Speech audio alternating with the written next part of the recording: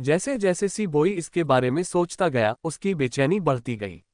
निराशा से उसका चेहरा लाल हो गया और काफी देर चुप रहने के बाद आखिरकार उसने बोलना शुरू किया। भाई, मैं जीवन भर सी वेइमिन को अपना चाचा नहीं मानूंगा। अगर हमारी माँ सी वेइमिन से संपर्क बनाए रखती है तो मैं उसे अपनी माँ मानने से इनकार कर दूंगा।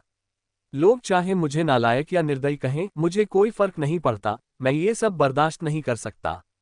अगर माली शहर वापस आकर रहने को तैयार है तो मैं पुरानी बातें भुला दूंगा। लेकिन अगर वह अपनी जिद पर अड़ी रही तो वह मुझे निर्दयी नहीं कह पाएगी। असल में सी बोई तो लिनफेगियन को पहचानना भी नहीं चाहता था। लेकिन ये देखते हुए कि लिनफेगियन ने कभी पुनर्विवाह नहीं किया था और इतने वर्षों से उनके साथ थी, अंततः वह उन शब्दों को कहने के लिए खुद को तैयार नहीं कर सका। हालांकि वह अब भी लिनफेगियन और सी वेइमिन के बीच किसी भी तरह के संबंध को स्वीकार नहीं कर पा रहा था। अगर वे साथ होते तो वह उसे अपनी मां मानने से इनकार कर देता। जहां तक सी वेइमिन और सी शियाओहुई की बात है, उनका उन्हें पहचानने का कोई इरादा नहीं था। तुम्हें खुद ही इसका हल निकालना होगा। सी चेन ने सिर हिलाया और धीमी आवाज में कहा, मुझे कल सुबह काम पर जाना है, इसलिए मैं तुम्हें छोड़ने नहीं आ पाऊंगा। अपनी यात्रा का ध्यान रखना और बच्चे का ख्याल रखना। सी बोई ने सिर हिलाते हुए कहा, भाई, तुम्हें भी जल्दी घर जाकर आराम कर लेना चाहिए। ये सुनकर सी चेन मुड़कर चला गया। सी बोई उसे जाते हुए देखता रहा, हर पल उसका दिल दर्द से भर उठता था। अपने बड़े भाई के बारे में सोचते ही कि उसे छोटी उम्र से ही अपने भीतर कितने बोझ उठाने पड़े, उसे ऐसा महसूस हुआ जैसे कोई उसे चाकू से दर्दनाक तरीके से गोद रहा हो। जब सी चेन की आकृति रात के अंधेरे में गायब हो गई, तभी उसने आखिरकार अपनी आंखों के कोने पोंछे और ऊपर चला गया।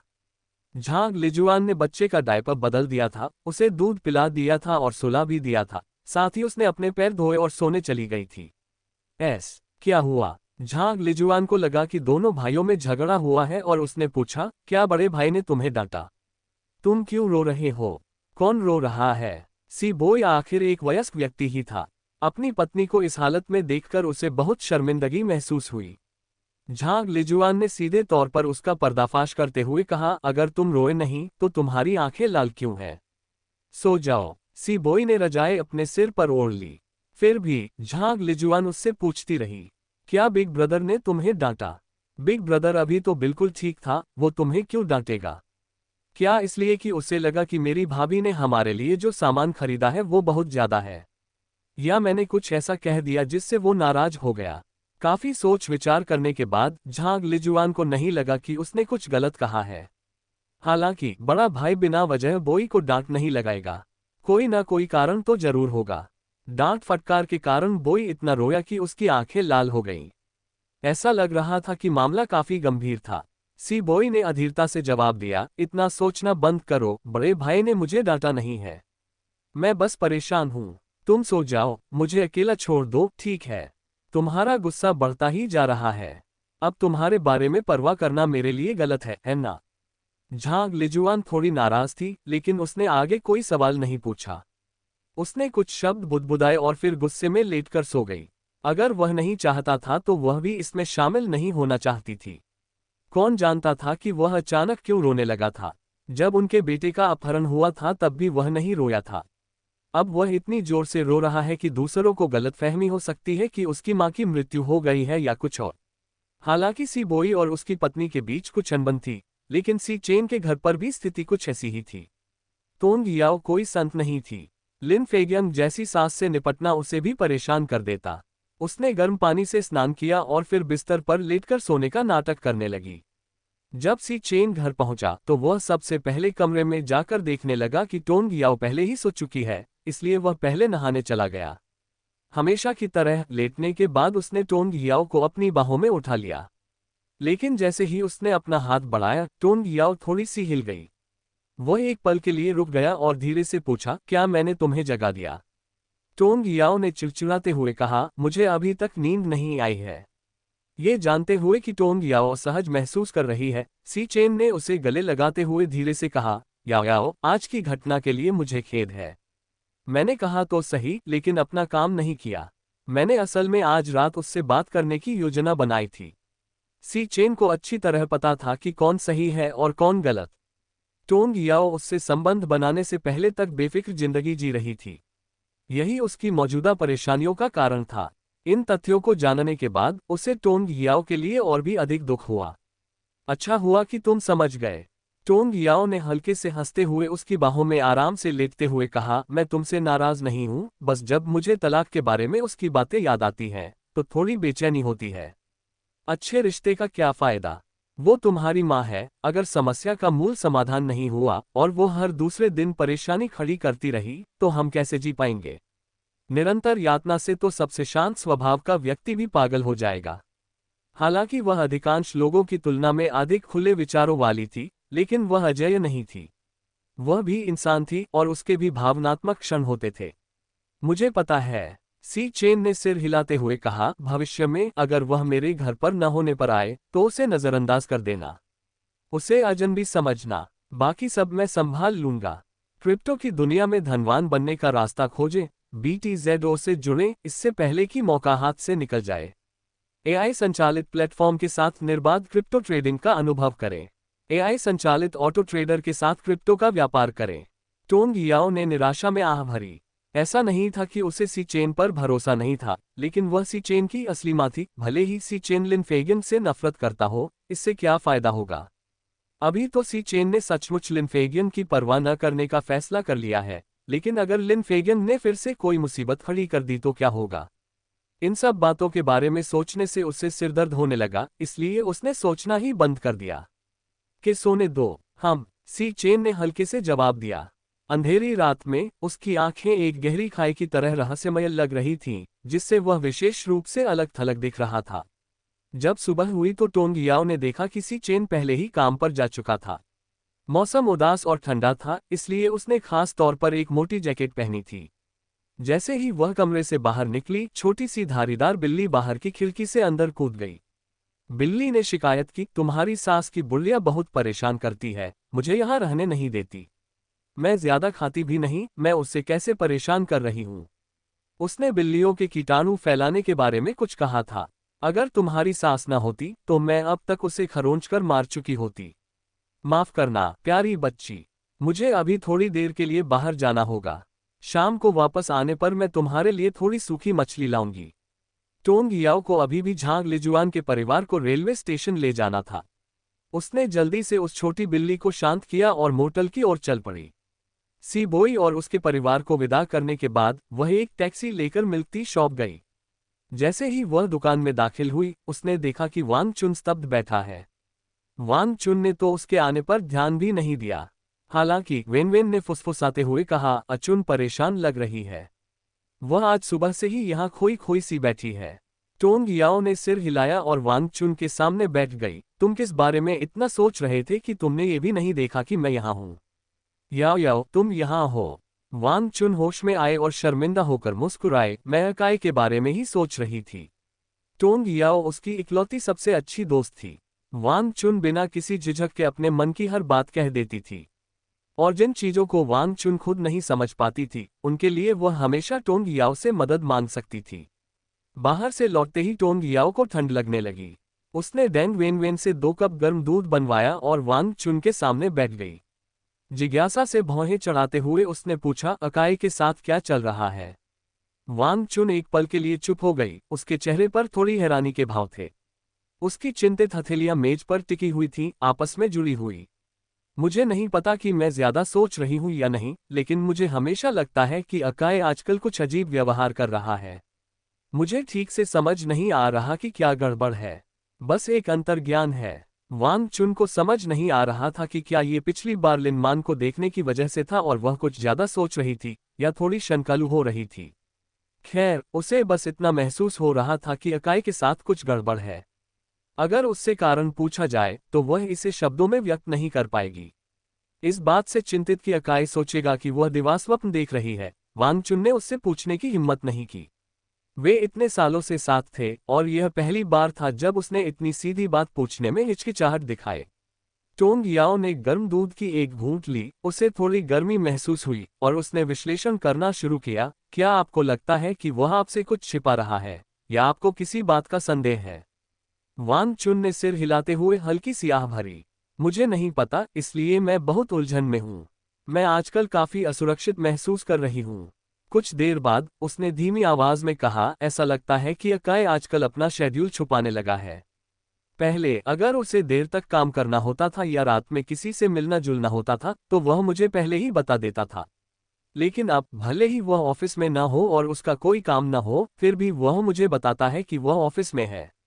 मैंने फोन पर इसकी पुष्टि की है, वह ऑफिस में नहीं था।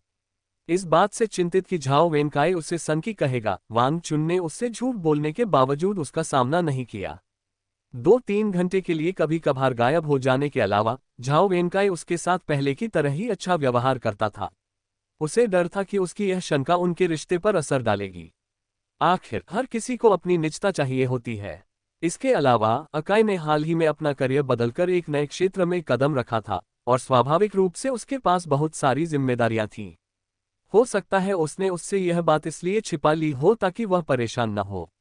अगर ऐसा होता तो उसकी पीठ पीछे की गई उसकी जांच पड़ताल उसे वाकई परेशान कर सकती थी, है ना? अगर आपको शक है तो क्यों न आप कुछ समय के लिए उस पर चुपके से नजर रखें। अगर वाकई कोई समस्या है तो आपको कुछ सुराग जरूर मिल जाएंगे। जो बातें अभी तक हुई ही नहीं हैं, उनके बारे में ज्यादा चिंता न करें। अगर आपको बोरियत हो रही है तो कल मेरे साथ उपनगरों में चलें। मैंने वहां कुछ जमीन खरीदी है और निर्माण शुरू करने की योजना बना रहा हूं। मैं जाकर देखना चाहता हूं। टोंग याओ हमेशा से यह मानती थी कि जब किसी महिला में छठी इंद्री होती है तो ये किसी पुरुष के संदिग्ध व्यवहार के कारण ही होती है, और इस तरह की सहज धारणा अक्सर काफी सटीक होती है। कोई पुख्ता सबूत न होने और उनकी खुशहाल छवि को देखते हुए टोंग याओ को लगा कि इस बारे में कुछ कहना उसका काम नहीं है। इसके अलावा झाओ वेनकाई एक चतुर व्यक्ति लग रहा था जो सुंदरता से प्रभावित होने वाला नहीं था। टोंग याओ को इस बात का पूरा यकीन नहीं था कि वांग चुन के प्रति वह कितना ईमानदार था, लेकिन जब दूसरों की बात आती थी तो वह शायद उन्हें केवल उपयोगी ही समझता था। यदि ऐसा कोई व्यक्ति प्राचीन काल में होता तो संभवतः वह सिंहासन के पीछे भागता और अपने करियर और सत्ता को बाकी सब चीजों से ऊपर रखता। ठीक है, वांग चुन ने सिर हिलाकर सहमति जताई, क्योंकि वह आजकल काफी ऊब चुकी थी। एक सैर अच्छी रहेगी। टोंग याओ से थोड़ी देर बातचीत करने के बाद उसे थोड़ा बेहतर महसूस हुआ और उसके चेहरे पर मुस्कान लौट आए। सुबह के समय दूध वाली चाय पीने के लिए ज्यादा लोग नहीं आते थे, इसलिए डेंग वेनवेन के पास करने के लिए कुछ खास नहीं था।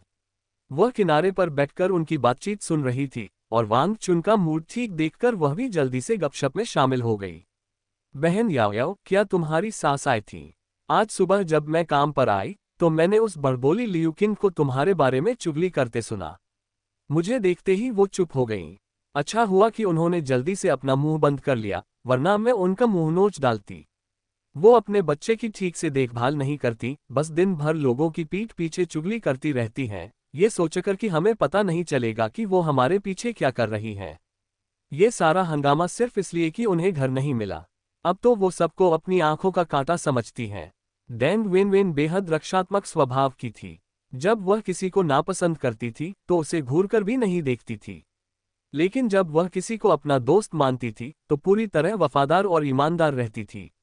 किसी को टोंग याओ के बारे में बुरा भला कहते हुए सुनकर वह अफवाह फैलाने से भी ज्यादा गुस्से में आ गई। लियूकिन के पति को घर न मिलने के कारण वह हाल ही में आवासीय परिसर में हंगामा मचा रही थी। अस्पताल ने घर न मिलने के चलते इसे नजरअंदाज कर दिया, लेकिन लियूकिन ने इस नरमी का फायदा उठाया। उसके माता पिता काफी लंबे समय से अस्पताल में थे, क्या उन्हें अभी अभी घर नहीं मिला था? सौभाग्य से नए घर में जाने के बाद उसे लियूकिन का सामना नहीं करना पड़ेगा, अन्यथा वह निश्चित रूप से लियूकिन पर चिल्लाने का मौका ढूंढ लेगी। Aids by pub future. Pub future aids. Tong Yao ने गर्म दूध के कुछ घूंट लिए और बुदबुदाते हुए कहा, हाँ, मेरी सास अपने गृहनगर से आई थी, हमारी थोड़ी कहासुनी हो गई। शायद लियूकिन ने घर में हुई बहस सुन ली और मेरे पीठ पीछे गपशप करने के लिए उसे बहाना बना लिया। क्या तुम्हारी सास सच में मुसीबत खड़ी करने आई है? डेंग वेनवेन अविश्वास से मुंह खोल बैठी। बहन याओ याओ, तुम तो इतनी काबिल हो, भला उन्हें तुमसे क्या शिकायत हो सकती है? असल में टोंग याओ बच्चे के मुद्दे पर बात करना चाहती थी, लेकिन वांग चुन को भी उत्सुकता से उसकी ओर देखते हुए देखकर उसने अपने शब्द बदल दिए और कहा, वह कई सालों से अकेली है, वह एक साथी ढूंढना चाहती है। टोंग याओ के पारिवारिक हालात से वाकिफ होने के कारण वांग चुन जानती थी कि लिन फेगिन 3 बच्चों की अकेली मां होने के नाते कभी दोबारा शादी नहीं की थी। उसने विनम्रता से जवाब दिया, दरअसल तुम्हारी सास थोड़ी अकेली महसूस कर रही हैं। मुझे लगता है कि अगर उन्हें कोई साथी मिल जाए तो कोई बुरी बात नहीं होगी। कम से कम उन्हें तुम्हारी शादी की इतनी चिंता तो नहीं होगी। मेरी सास का एक बॉयफ्रेंड है, लेकिन वो दोबारा शादी नहीं करना चाहती, और अकाय और मैं तो बस अनजान होने का नाटक करते हैं। अगर वो सच में एक सामान्य साथी ढूंढना चाहती तो हमें कोई आपत्ति नहीं होती। टोंग याओ ने व्यंग्य भरी मुस्कान के साथ कहा, लेकिन वो जिसे ढूंढना चाहती है वो मेरे चाचा आचेन हैं। वे तीनों अच्छे दोस्त थे और गपशप करने वाले नहीं थे, इसलिए टोंग याओ ने सी शियाओहुई के जन्म के रहस्य को छोड़कर ज्यादा जानकारी नहीं छिपाई। खांसी खांसी। वांग चुन को अभी अभी पिए गए दूध से खांसी आ गई। उसने कई बार गला साफ किया, मुंह पोंछते हुए पूछा, हे भगवान, याओ याओ, क्या तुम्हारी सास पागल हो गई है? उन्हें ऐसा अजीब विचार कैसे आ सकता है? क्या उन्हें बाहर वालों के हंसने का डर नहीं है? बहन याओ याओ, तुम्हारी सास का ये कैसा अजीब विचार है? इसने तो मेरी समझ को पूरी तरह चकनाचूर कर दिया है। डैंग वेन वेन भी अविश्वास से भर उठी। उसने अपने जीवन में पहली बार ऐसी बात सुनी थी। टोंग याओ ने उपहास उड़ाते हुए कहा, उसकी नजरों में अब प्यार सब कुछ से ऊपर है। जब तक आचेन मान जाती है वह अपने बेटे को भी कुर्बान कर देगी। डैंग वेन वेन और वांग चुन ने एक दूसरे को देखा, दोनों ही अचंभित थे। उन्होंने कभी सोचा भी नहीं था किसी चेन जैसा प्रतिभाशाली व्यक्ति ऐसी विचित्र माँ और ऐसी अविवेकी बहन का पिता होगा। बेचारी टोंग याओ। इस दौरान सी वेइमिन द्वारा ठुकराए जाने के बाद लिन फेगियन बहुत परेशान थी। उसे समझ नहीं आ रहा था कि सी वेइमिन उसके दैनिक जीवन की देखभाल करने के इतने सरल अनुरोध को भी क्यों नहीं मान रहा था। क्या सी वेइमिन उन सभी शानदार पलों को भूल गया था? क्या वह अकेला व्यक्ति था जिसे याद था? एक अनसुनी रात के बाद भी लिन फेगियन ने हार नहीं मानी, बल्कि उसने खुद में कमियां ढूंढना शुरू कर दिया। वह जानती थी कि उसकी उम्र बढ़ रही है और वह पहले जैसी खूबसूरत नहीं रही, लेकिन उसे विश्वास था कि थोड़ी सी देखभाल से वह अपने हम उम्र लोगों से कम नहीं हो सकती। अगर वह इस दौरान सज धज कर रहती और सी वेइमिन के साथ अच्छे से पेश आती, तो शायद समय के साथ उनके बीच प्यार पनप सकता था, जैसा कि पहले भी उनके बीच हुआ था। सी वेइमिन फिलहाल उसकी और उसकी बेटी की देखभाल करने और उनके लिए खड़े होने को तैयार था, जो उसकी जिम्मेदारी की भावना को दर्शाता था। जब तक वह इस अवसर का लाभ उठाती, सी वेइमिन अंततः समझौता करने को तैयार था। अपने विचारों को व्यवस्थित करने के बाद लिन फेगियन सुबह बहुत जल्दी उठी और खाना खत्म करते ही सी शियाओहुई के साथ खरीदारी करने चली गई। वह अपनी बेटी के लिए 2 अच्छे कपड़े और 2 अंडरवियर खरीदना चाहती थी। आखिर शहर में रहने वाले लोग यही तो पहनते हैं, है ना? उसने इसे आजमाने का फैसला किया। सड़क पर चलते हुए लिन फेगियन एक काली सूती पोशाक की ओर आकर्षित हुई। किसे पता था कि जैसे ही उसने पोशाक को छुआ, मालकिन आकर अशिष्टता से बोलेगी, अगर आप इसे खरीद नहीं रहे हैं तो इसे मत छुओ। अगर आप इसे गंदा कर देंगे तो क्या आप इसकी कीमत चुका पाएंगे? ये सुनकर लिन फेगियन के पीछे चल रही शियाओहुई भड़क उठी और बोली, तुम्हें क्या लगता है कि तुम किसे नीचा दिखा रही हो? ये तो बस एक फटी पुरानी पोशाक है। क्या तुम्हें लगता है कि यह सोने की बनी है? ओह, तो आप दोनों साथ हैं। जब लिन फेगियन पहली बार अकेले दुकान में दाखिल हुई तो दुकानदार ने देखा कि उसने ठीक से कपड़े नहीं पहने थे और उसने मान लिया कि वह इतने महंगे कपड़े नहीं खरीद सकती, इसलिए उसने उससे रूखे शब्द कहे। लेकिन जब उसने पीछे पीछे आती हुई सी शियाओहुई को देखा तो उसका रवैया तुरंत बदल गया और उसने खुशी से कहा, गुस्सा मत होइए, मैंने उसे इस तरह के कपड़ों में देखा और सोचा कि वह कपड़े खरीदने नहीं आई है। आप जो चाहे कपड़े पहनकर देख सकती हैं, और अगर आप सच में कुछ खरीदना चाहती हैं तो हम कीमत पर बातचीत कर सकते हैं। शर्म से लिन फेगियन का चेहरा लाल हो गया। वह चाहती थी कि काश वह जमीन में समा जाती। उसने अपने हाथों से बनाई हुई सूती गद्देदार जैकेट पहन रखी थी। देखने में वह भारी और भद्दी लग सकती थी, लेकिन गर्म थी। उनके ग्रामीण इलाके में सभी लोग इसी तरह के कपड़े पहनते थे। सूती गद्देदार जैकेट को गंदा होने से बचाने के लिए उसने उसके ऊपर एक ग्रे रंग का कोट पहन रखा था। वह इस कोट को 5-6 साल से पहन रही थी और इसे फेंकने का मन नहीं कर रहा था। हालांकि उसने आस्तीनों और कंधों पर कुछ बड़े पैच सिल दिए थे, फिर भी यह गंदा नहीं था। ग्रामीण इलाकों में तो सब लोग ऐसे ही कपड़े पहनते थे। कपड़ों को तब तक पहनना आम बात थी जब तक उनमें 1-2 पैच लगाने की जरूरत न पड़े, तो फिर शहर आने पर उसे ऐसा क्यों लग रहा था जैसे उसे नीचा समझा जा रहा हो। अच्छे कपड़े पहनने से क्या साबित होता है? ये औरत लोगों को उनके कपड़ों से परखती है। माँ, चलो चलते हैं। सी शियाओहुई ने मालकिन को घूर कर देखा, लिन फेगियन का हाथ पकड़ा और गुस्से से आग बबूला होकर चली गई। जैसे ही वे दरवाजे से बाहर निकले, सी शियाओहुई ने लिन फेगियन के कपड़े कसकर पकड़ लिए और जोर जोर से उसे कोसने लगी। माँ, मैंने घर से निकलने से पहले ही कहा था कि मेरे जीजा ने आपको इतने सारे पैसे दिए हैं, फिर भी आप अच्छे कपड़े क्यों नहीं खरीद रही हैं? खुद को देखो, तुम भिखारी जैसी लग रही हो। इस तरह कपड़े पहनकर सार्वजनिक रूप से घूमना शर्मनाक है, क्या तुम्हें शर्म नहीं आती? मैं इतने लंबे समय से क्योटो में हूँ और मुझे कभी इस तरह से नीचा नहीं दिखाया गया। तुमने मेरी सारी इज्जत मिट्टी में मिला दी है। उसे दूसरों के सामने ये स्वीकार करने में लगभग बहुत शर्म आ रही थी कि यह महिला उसकी माँ है। ये बहुत ही शर्मनाक था। लिन फेगियन पहले से ही काफी शर्मिंदा थी, लेकिन बेटी के उपदेश सुनकर वह और भी ज्यादा रक्षात्मक हो गई। अगर तुम्हें लगता है कि मैं तुम्हें शर्मिंदा करती हूँ, तो बस यह मान लो कि तुम्हारी मेरे जैसी माँ है ही नहीं। हमारे गांव में तो सब लोग ऐसे ही कपड़े पहनते हैं। जब तक तुम चोरी या डकैती नहीं करते, तब तक इससे कोई फर्क नहीं पड़ता कि तुमने क्या पहना है। गांव से होने की बात करना बंद करो। अब तुम शहर में हो, तुम्हें शहर के तौर तरीकों को अपनाना होगा। सी शियाओहुई को तब बहुत बुरा लगता था जब लोग उसके गांव से होने का जिक्र करते थे। दूसरों के सामने वह हमेशा यही कहती थी कि वह खुद क्योटो से है। अब जब मेरे चाचा बड़े बॉस बन गए हैं, तो अगर तुम उनके साथ बाहर जाओ और लोग इस बारे में बात करें तो उन्हें कैसा लगेगा? उसे एक टिप्पणी ने लिन फेगियन को एकदम स्तब्ध कर दिया। उसे समझ आ गया कि सी वेइमिन उसके साथ रहने से क्यों हिचकिचा रही थी। क्योटो ग्रामीण इलाकों जैसा नहीं था। यहाँ भोजन करने और गर्म कपड़े पहनने के अलावा आपकी वेशभूषा भी मायने रखती थी। अपनी माँ का चेहरा पीला पड़ते देख सी शियाओहुई को उन पर थोड़ी दया आई और उसने नर्म लहजे में कहा, कोई बात नहीं, चलो कपड़े खरीदते हैं।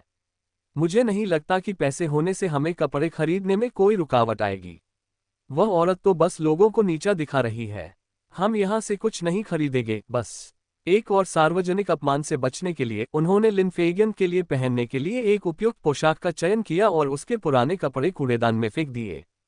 हालांकि शुरू में अपने पुराने कपड़ों से अलग होने में हिचकिचाहट महसूस कर रही थी, लेकिन उस दुकानदार के रवैये ने लिन फेगियन के आगे बढ़ने के संकल्प को और मजबूत कर दिया।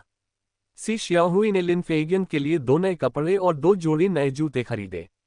लिन फेगियन पूरी तरह से बदल गई, अंदर से लेकर बाहर तक। मॉल से बाहर निकलते समय सी शियाओहुई ने उसे फिर से याद दिलाया, जब भी कोई तुमसे पूछे कि तुम कहाँ से हो, तो उन्हें यह मत बताना कि तुम गांव से हो।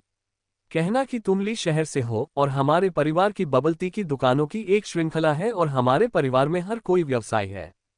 हमारे पेशे का दूसरों से क्या लेना देना है? लिन फेगियन को ये बात समझ नहीं आई। हम जहाँ से भी हैं, किसान होना शर्म की बात नहीं है। ये शहरी लोग जो खाना खाते हैं वो तो किसानों द्वारा ही उगाया जाता है ना? ये एक जैसा नहीं है। बस वही कहो जो मैंने कहा है। मैं हमेशा लोगों को यही कहता हूँ। अगर तुमने गलती से भी बता दिया कि हम गांव से हैं, तो क्या लोग मुझे झूठा नहीं समझेंगे? वैसे भी मैं झूठ नहीं बोल रहा हूँ। क्या हम अब से क्योटो में रहने की योजना नहीं बना रहे हैं? शहर में रहने से हम शहरवासी बन जाते हैं। क्योटो में इतने लंबे समय तक रहने के बाद सी शियाओहुई ने गौर किया था कि जब वह लोगों को बताती थी कि वह शहर से है, तो वे उसके साथ अलग तरह से व्यवहार करते थे। उसकी ओर देखते ही उनकी आंखों में ईर्ष्या झलकने लगती थी। उसे यह एहसास बेहद पसंद आया। शियाओहुई, तुम जो कर रही हो वो ठीक नहीं है। लिन फेगियन अपनी बेटी को डांटने ही वाली थी कि अचानक उसे पीछे से किसी के नाम पुकारने की आवाज सुनाई दी। उसने मुड़कर देखा तो लिन मान उसकी ओर आ रही थी। शियाओहुई, आंटी लिन। लिन मान ने मुस्कुराते हुए गर्मजोशी से उनका अभिवादन किया, कितनी अच्छी बात है, आप भी खरीदारी करने निकली हैं। आंटी लिन, आप क्योटो कब आईं? इसीलिए तो फोन करने पर आपसे संपर्क नहीं हो पा रहा था। लिन फेगियन के जवाब देने से पहले ही उसने तारीफ करते हुए कहा, आंटी लिन, आप अब इतनी खूबसूरत लग रही हैं कि मैं आपको लगभग पहचान ही नहीं पाई। खूबसूरत कहे जाने पर लिन फेगियन बहुत खुश हुई और बोली, मैं परसों ही आई थी। आज सुबह ही मैं शियाओहुई से इस बारे में बात कर रही थी कि तुम्हें हमारे साथ घूमने के लिए बुलाऊं। ये सुनकर लिन मान ने शियाओहुई की ओर मुड़कर चिंता से कहा, शियाओहुई, तुमने मुझे अपने घर छोड़ने के बारे में क्यों नहीं बताया? मैं उन दिनों काफी व्यस्त थी, लेकिन जब आखिरकार मुझे कुछ खाली समय मिला और मैंने तुम्हारे लिए नौकरी ढूंढ ली, तब मुझे पता चला कि तुम घर छोड़कर चली गई हो। मैं तुम्हारे बारे में बहुत चिंतित थी। सी शियाओहुई शुरू में उस दौरान लिन मान द्वारा उसकी उपेक्षा किए जाने से कुछ हद तक नाराज थी, लेकिन उसकी व्याख्या सुनने के बाद वह तुरंत समझ गई और उसने इस बात को जाने दिया। मेरे चाचा के तलाक के बाद मैं उनके साथ रहने वापस आ गई और अब मुझे काम करने की जरूरत नहीं है। मेरे चाचा ने कहा कि नए साल के बाद वे मेरे लिए एक बबल टी की दुकान शुरू करेंगे जिसे मैं चलाऊंगी और इस तरह मैं अपनी खुद की मालिक बन जाऊंगी। सी श्याओहुई ने गर्व और श्रेष्ठता की भावना से भरे हुए कहा। वाह, ये तो बहुत बढ़िया है। लिन मान ने खुशी जताते हुए कहा और श्याओहुई की बात से सहमति जताते हुए बोली, मुझे भी लगता है कि तुम बॉस बनने के लिए बिल्कुल सही हो। तुम्हें बबल टी बनाना आता है, तुम्हारे पास हुनर है, दूसरों के लिए काम करना तुम्हारे लिए शोभा नहीं देता। जब तुम अपनी बबल टी की दुकान खोलोगी तो मैं वहां नियमित ग्राहक जरूर बनूंगी। लिन मान की तारीफों से उत्साहित होकर सी श्याओहुई गर्व से इतराते हुए बोली, बिल्कुल। 1 महीने तक दूसरों के लिए काम करके मुश्किल से कुछ कमाना भला कौन चाहेगा। मैंने हमेशा यही सोचा है कि अच्छे कर्मों का फल अवश्य मिलता है। मैं पहले दूसरों के लिए इसलिए काम करती थी क्योंकि अपना खुद का व्यवसाय शुरू करने में मेरा कोई सहारा नहीं था।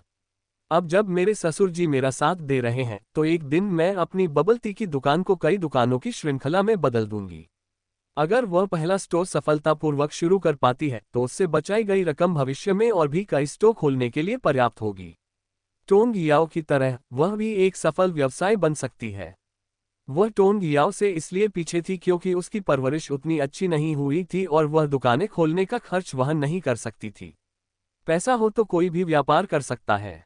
जब तुम सबसे बड़े अधिकारी बन जाओ तो मुझे अपने दोस्त को मत भूलना, लिन मान ने हंसते हुए कहा। सी श्याओहुई को दूसरों द्वारा सराहे जाने का एहसास बेहद अच्छा लग रहा था। लिन मान के हाथ में 2 थैले देखकर उसने उत्सुकता से पूछा, आपने क्या खरीदा? नया साल आ रहा है ना, मैंने इसके लिए 2 कपड़े खरीदे हैं। सी श्याओहुई की शेखी बघारते बजाते थक चुकी लिन मान ने बात बदलते हुए कहा, तुम लोग और कहाँ जा रहे हो? चलो मिलते हैं। मेरी माँ अंडरवियर के कुछ सेट खरीदना चाहती हैं। बिना सोचे समझे सी श्याओहुई ने सब कुछ उगल दिया और लिन फेगियन को उसे रोकने का मौका भी नहीं मिला। लिन फेगियन को डर था कि लिन मान उसे नासमझ समझेगी, इसलिए उसने अटपटे ढंग से अपनी बात समझाई।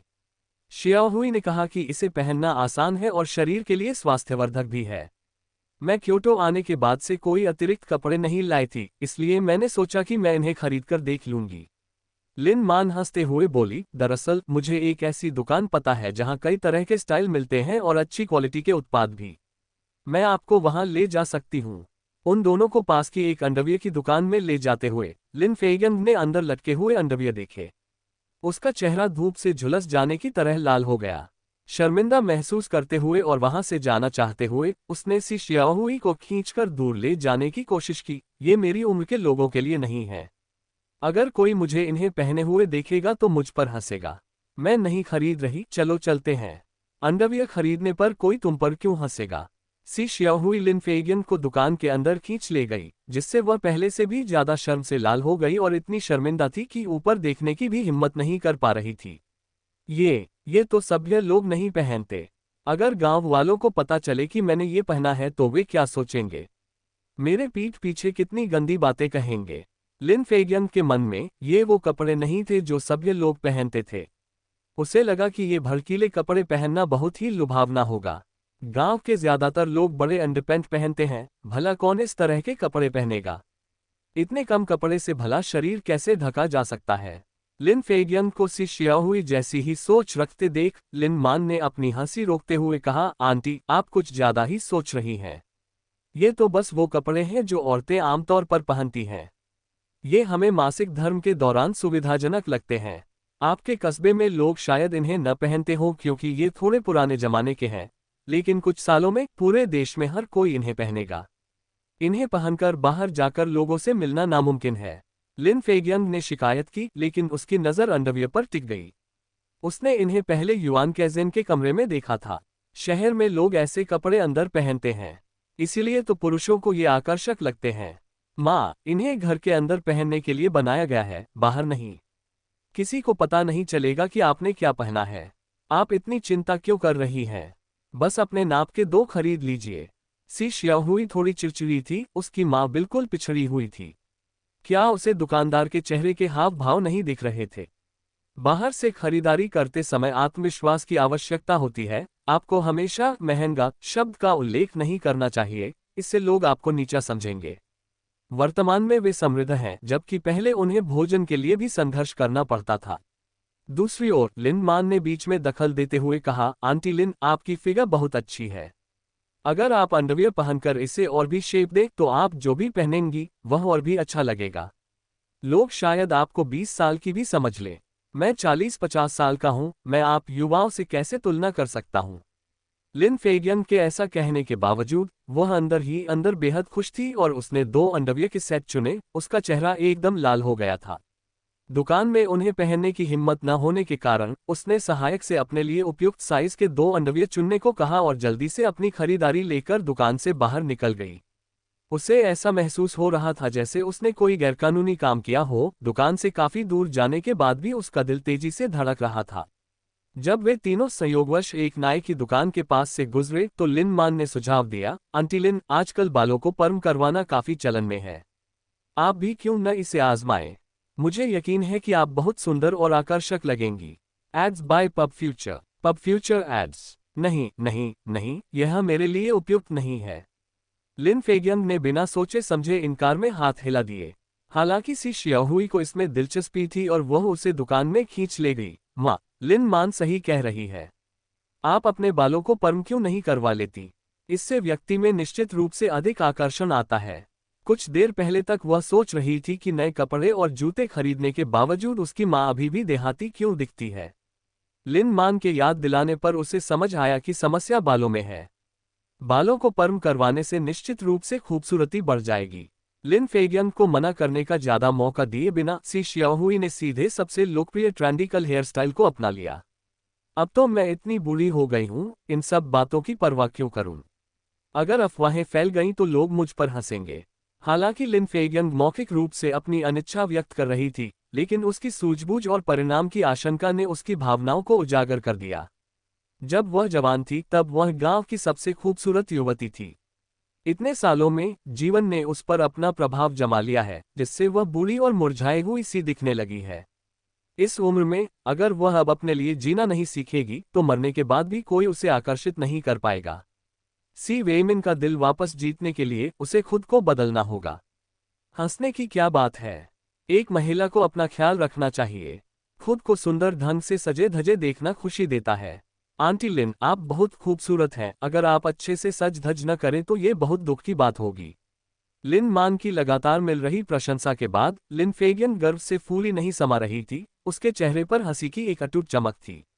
ये देखकर सी शियाहुई ने मौके का फायदा उठाते हुए कहा, माँ देखो, बहन मान की बातों में कितनी महारत है।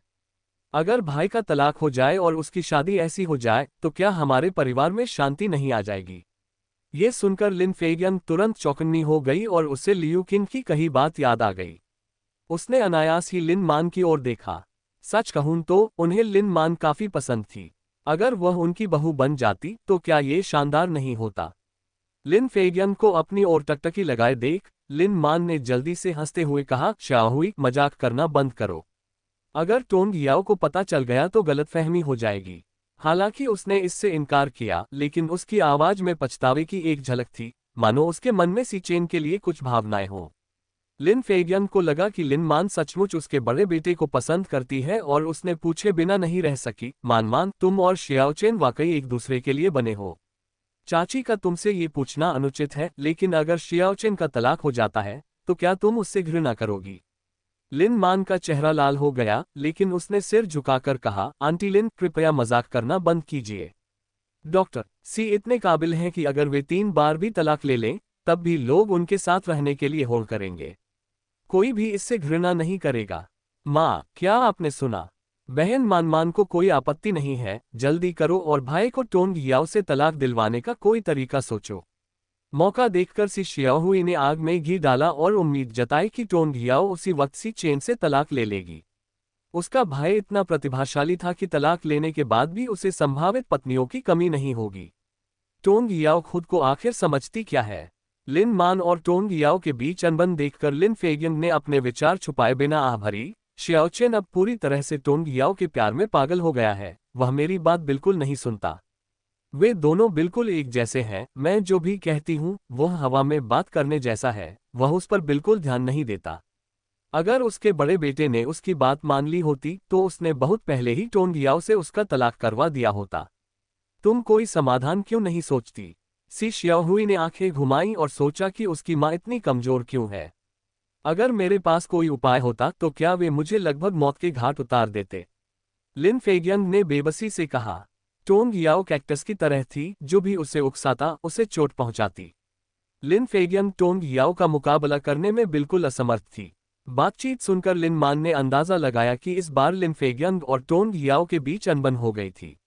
ऐसा लग रहा था कि उसने जो बातें कही थी उनका असर वाकई हो गया था। थोड़ा और दबाव डालने पर शियाओचिन और टोंग याओ के बीच मतभेद पैदा करना काफी आसान हो जाएगा। ये सोचते हुए लिन मान ने धीरे से कहा, आंटी लिन, मुझे लगता है कि टोंग याओ का आपके प्रति अनादर मेरे चाचा के पालन पोषण से काफी हद तक जुड़ा हुआ है। आपको मेरे चाचा से बात करनी चाहिए और उनसे टोंग याओ को अनुशासन सिखाने के लिए कहना चाहिए। जैसा कि कहावत है, अगर बच्चे को सही शिक्षा नहीं दी जाती तो पिता ही दोषी होता है। अगर टोंग याओ बड़ों का अनादर करता है तो यह मेरे चाचा की भी जिम्मेदारी है। बिल्कुल सही, सी श्याओहुई ने ताली बजाते हुए कहा, माँ, हमने पहले इस बारे में क्यों नहीं सोचा? अगर हम उसके माता पिता से झगड़ा करेंगे तो वे इसे बर्दाश्त नहीं कर पाएंगे और टोंग याओ से मेरे भाई को तलाक देने के लिए कह देंगे। भले ही वे तलाक न दें, लेकिन उसके माता पिता को चैन से नहीं रहने देना चाहिए। जब उसके माता पिता खुशी से रह रहे हैं तो आपको क्यों परेशान होना चाहिए?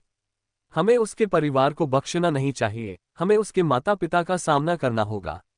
क्या ये कुछ ज्यादा ही कठोर कदम नहीं है?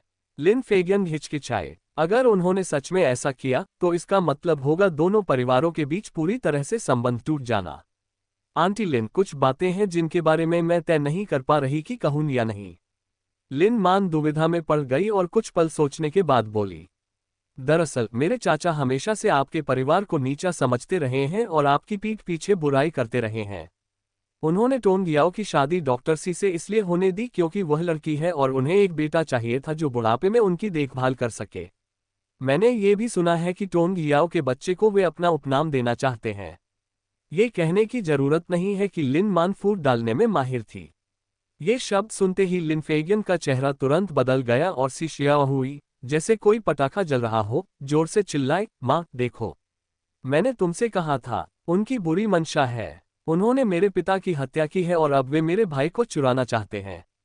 अगर तुम कुछ नहीं करोगी तो वे हमारे परिवार को बर्बाद कर देंगे। इस समय लिन फेगियन का चेहरा पत्तागोभी के पत्ते की तरह पीला पड़ गया और टोंग याओहुई का सामना करने का उसका विचार तुरंत दृढ़ हो गया।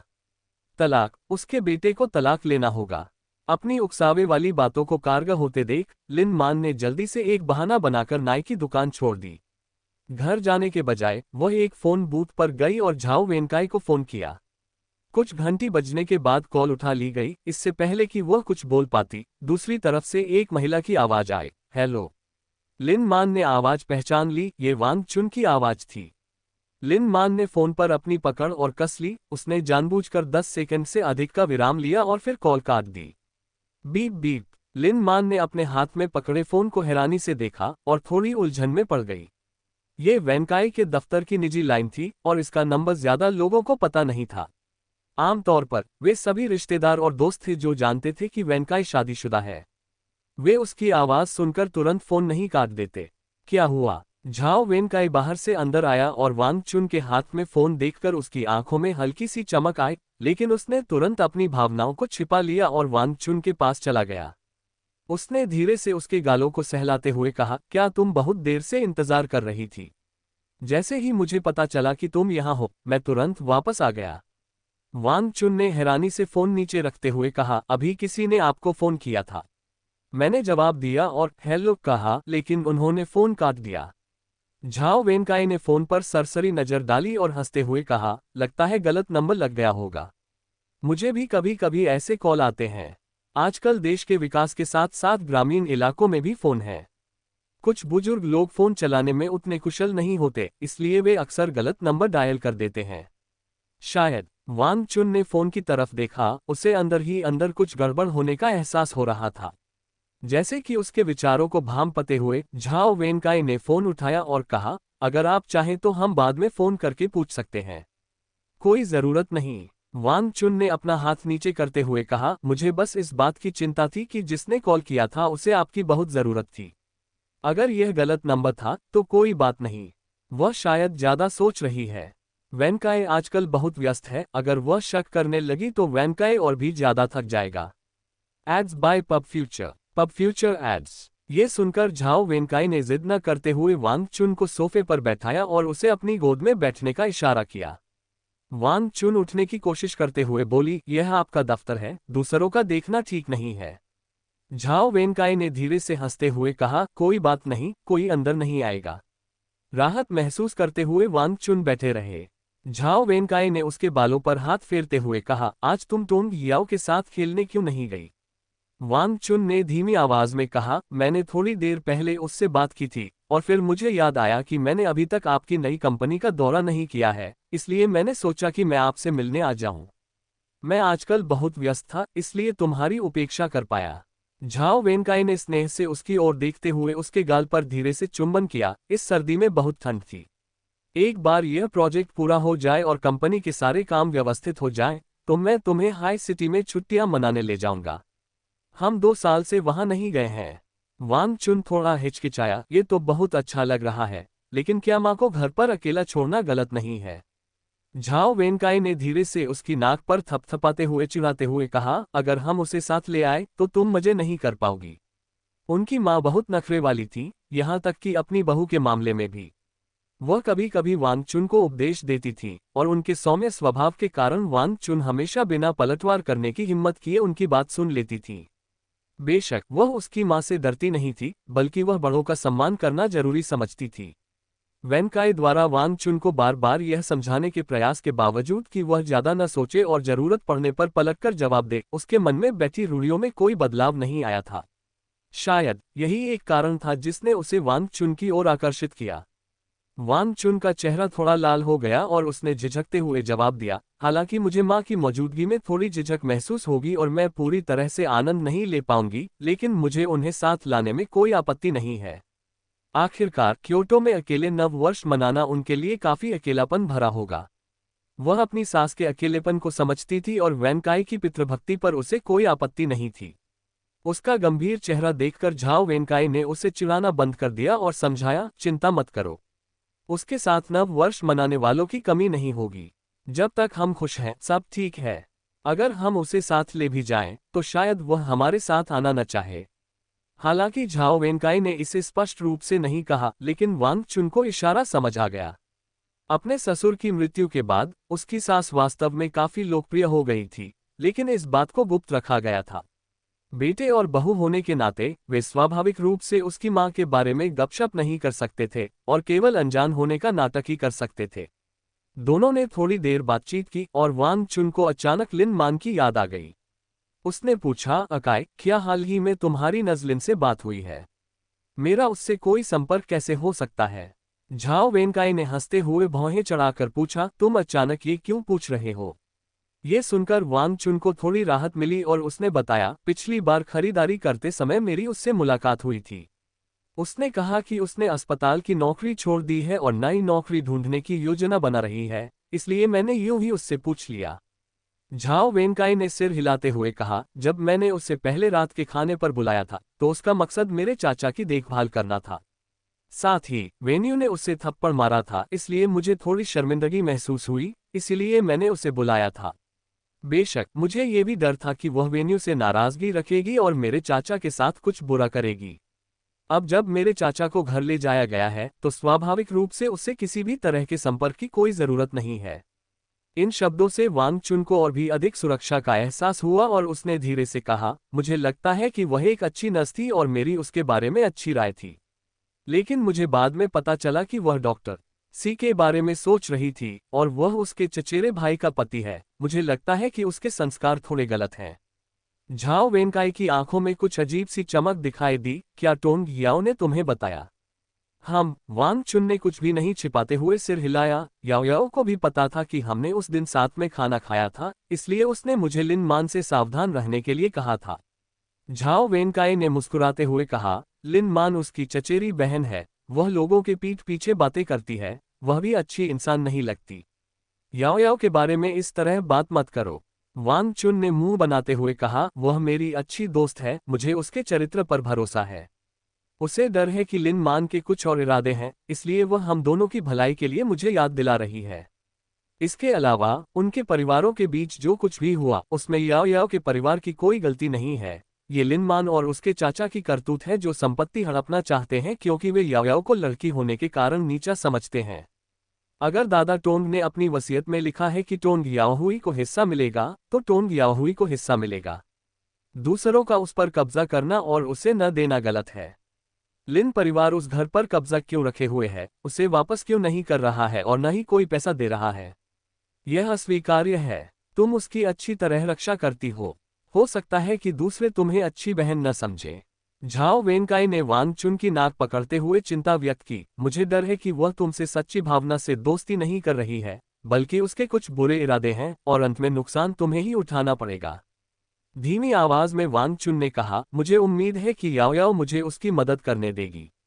दोस्त होने के नाते हमें एक दूसरे की मदद करनी चाहिए। दुर्भाग्य से मैं उसकी ज्यादा मदद नहीं कर सकता। शुरू में तोंग याओ को घर हथियाने में मदद करने की योजना बना रही वांग चुन को पता चला कि वह बिल्कुल भी मदद नहीं कर सकती। ये सोचकर वांग चुन को काफी अफसोस हुआ।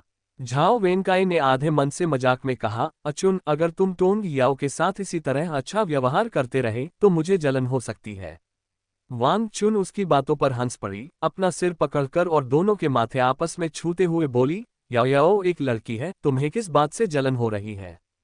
तुम उस पर इतना ध्यान दे रहे हो, मेरे मुकाबले उसके लिए ज्यादा चिंता दिखा रहे हो, मुझे उपेक्षित महसूस हो रहा है। ये सुनकर वांग चुन ने मासूमियत भरी निगाहों से झाओ वेनकाई की ओर देखा और धीरे से कहा, याओ याओ और मैं दोस्त हैं, चाहे हम कितने भी करीब क्यों न हो, ये सिर्फ दोस्ती है। जिसे मैं सबसे ज्यादा प्यार करता हूं वह हमेशा तुम ही हो। अकाई, ज्यादा मत सोचो। मुझे उम्मीद है कि व्यस्त दिन के बाद जब तुम घर आकर मुझे देखोगे तो तुम्हारा दिल खुशी से भर जाएगा। जब तुम बाहर होगे तो तुम्हें घर पर मेरा इंतजार करना याद आएगा। भले ही पूरी दुनिया तुम्हें पसंद न करे, मैं फिर भी तुमसे प्यार करूंगा। वांग चुन आमतौर पर अपने प्यार का इजहार नहीं करती थी। उसका मानना था कि कर्म शब्दों से कहीं ज्यादा असरदार होते हैं।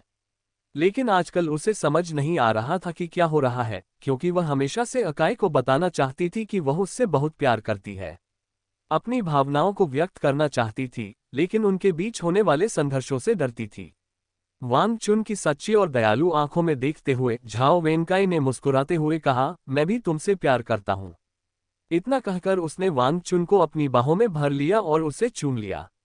दोनों के बीच अंतरंग क्षणों के बाद वह वांग चुन को खाने के लिए नीचे ले गया।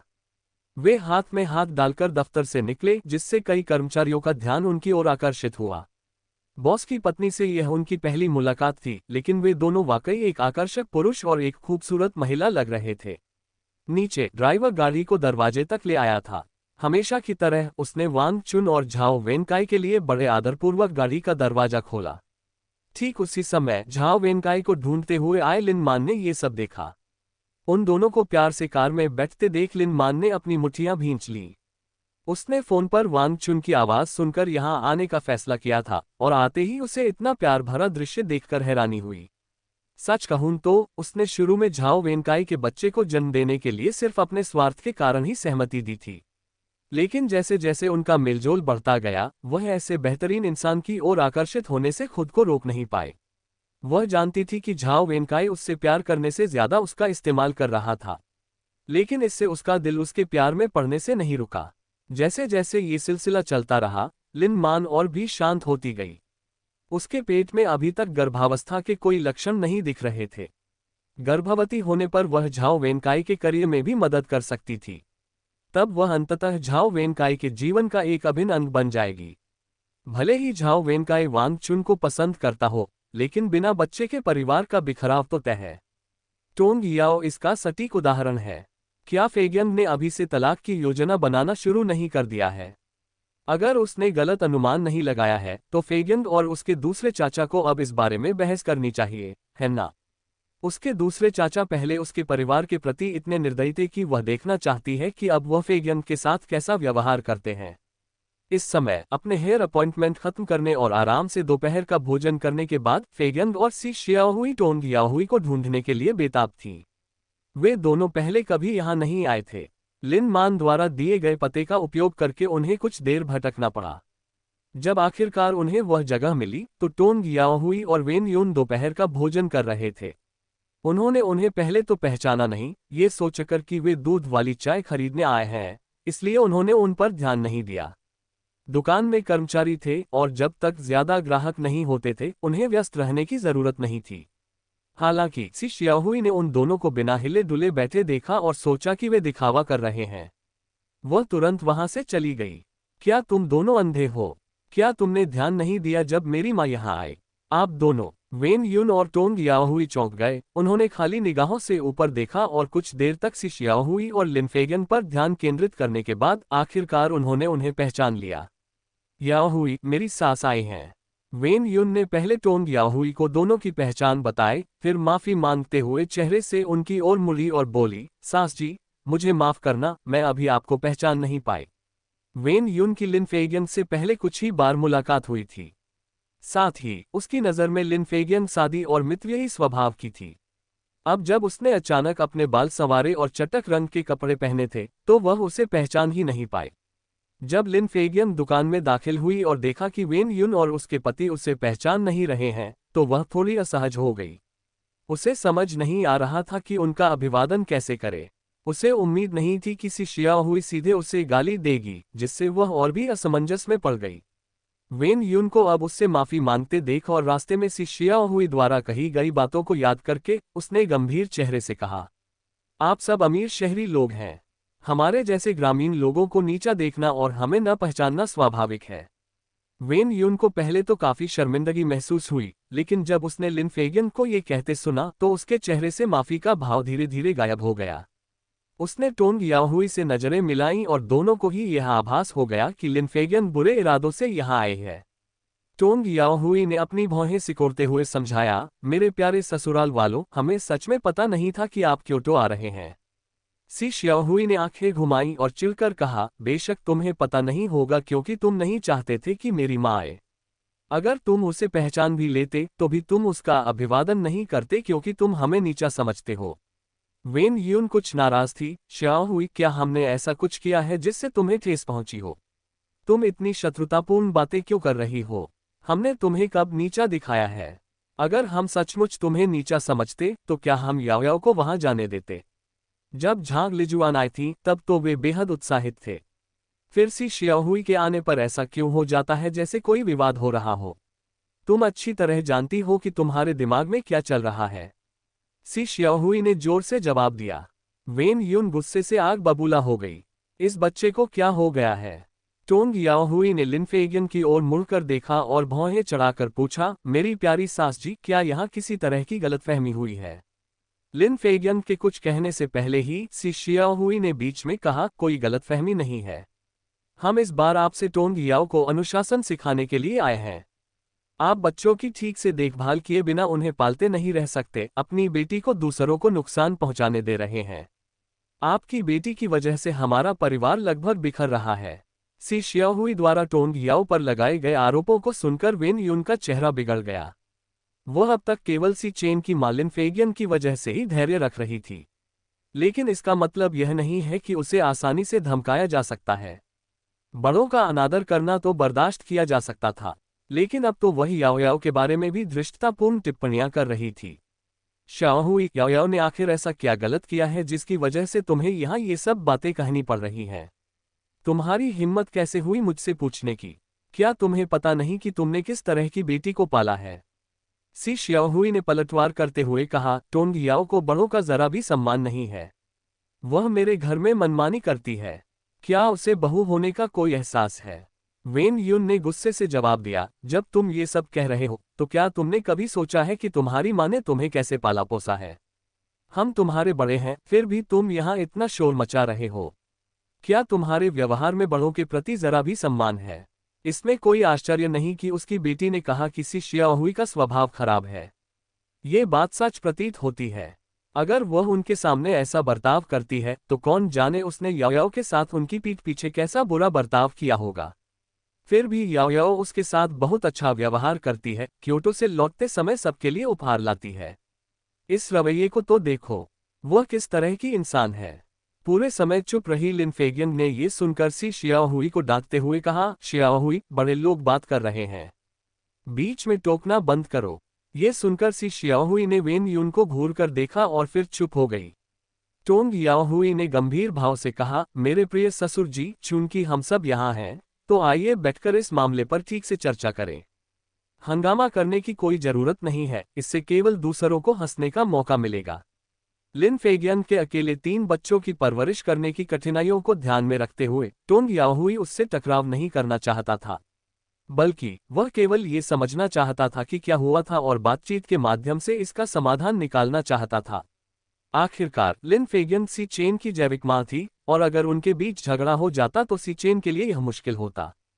हालांकि समाधान खोजने की कोशिश करने के बजाय लिन फेगियन ने अपना चेहरा लंबा करते हुए कहा, बैठने की कोई जरूरत नहीं है, आपकी दुकान मुझ जैसी ग्रामीण विधवा के लिए बहुत ही उच्च श्रेणी की है। ये सुनकर वेन यून और टोंग याओहुई के चेहरे और भी गंभीर हो गए। सुलह का प्रस्ताव देने के बावजूद लिन फेगियन का रवैया ऐसा ही बना रहा। जाहिर है वह यहाँ मामला सुलझाने नहीं बल्कि हंगामा खड़ा करने आई थी। ये जानते हुए कि वह टोंग याओ के कारण आए हैं, वेन यून ने कहा, चूंकि आप बैठना नहीं चाहती तो बस खड़ी हो जाए और हमें अपनी यात्रा का उद्देश्य बताए। लिन फेगियन का चेहरा भले ही सख्त दिख रहा था, लेकिन वह अंदर ही अंदर उथल पुथल में थी। पसीने से भीगे हाथों से उसने अपने मन में उठ रहे विचारों को शांत करते हुए कहा, आपकी बेटी वाकई बहुत खास है। हमारा साधारण सा परिवार इस बड़ी हस्ती को पालने पोसने का खर्च नहीं उठा सकता। चलिए इनके तलाक की तारीख तय कर लेते हैं। ये कहने के बाद उसे काफी राहत महसूस हुई। शहर के लोगों के पास उसके मुकाबले एक अतिरिक्त दिमाग नहीं था। उसे उनसे डरने की क्या जरूरत थी? लिन फेगियन की बातें सुनकर सी शियाओहुई मन ही मन खुश हो गई। उसकी मां ने आखिरकार दूसरों के सामने इतने साहसी बयान देने की हिम्मत जुटा ली थी। अब जब ये बात कह दी गई थी तो पीछे हटने का कोई रास्ता नहीं था। ये शब्द सुनते ही वेन यून और टोंग याओहुई के चेहरे उतर गए। उसने टोंग याओ की कमियों का जिक्र किया था, जिन पर चर्चा करके सुधारा जा सकता था, लेकिन बच्चों से तलाक की मांग करना एक सास के लिए सरासर अस्वीकार्य था। बच्चे आपस में प्यार करते हैं और खुश हैं, तलाक का क्या मतलब होगा? कुछ देर सोचने के बाद वेन यून ने अनुमान लगाया कि शायद इसका कारण बच्चे होना हो सकता है। पहले तो वह इस बारे में बात नहीं करना चाहती थी, लेकिन अब उसने खुलकर इसे बताने का फैसला किया। मेरे प्रिय ससुर जी, क्या आप याओ याओ के अभी तक गर्भवती न होने के कारण उनके तलाक पर अड़े हैं? दरअसल याओ याओ स्वस्थ है, उनकी पहले भी जांच हो चुकी है। दोनों बच्चे अभी छोटे हैं और बच्चे को लेकर कोई जल्दी नहीं है। शियाओ चेन का करियर तरक्की कर रहा है। जब उन्हें समय मिले तो उन्हें भी जांच करवा लेनी चाहिए। उनमें से जिसे भी कोई समस्या होगी उसका इलाज हो सकता है।